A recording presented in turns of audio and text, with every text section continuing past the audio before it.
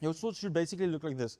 It goes from this angle straight forward until it reaches this point where it goes over and it extends.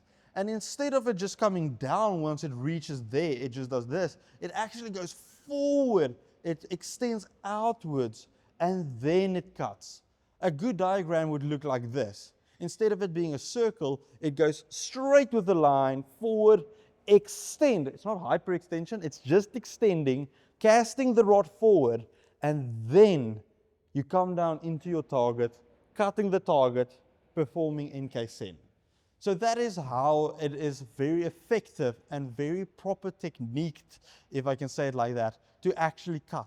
To not do a cut downwards or a cut upwards. Your NK Sen needs to be to a degree where you cut forward as far as you can. Look at where my shoulders are. My shoulders can be here. It's not over there. It's right in between. It is, instead of coming down, it is going forward. And I'm thinking at cutting forward. All of my cuts are performed facing and going forward.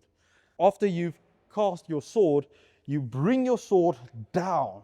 And instead of you bringing your sword down straight, you're not chopping, you do NK Sen. So you bring your sword down, down, and naturally your shoulders want to go back into place.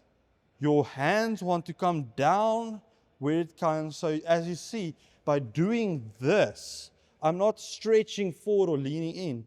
Naturally, my tip is coming closer to my body because my hands are coming closer to my body. Now, obviously, if you want to do a proper cut, you're going to go cut, bring down, and bring it to your belly button here, where your sword tip should be about the same height as your knee.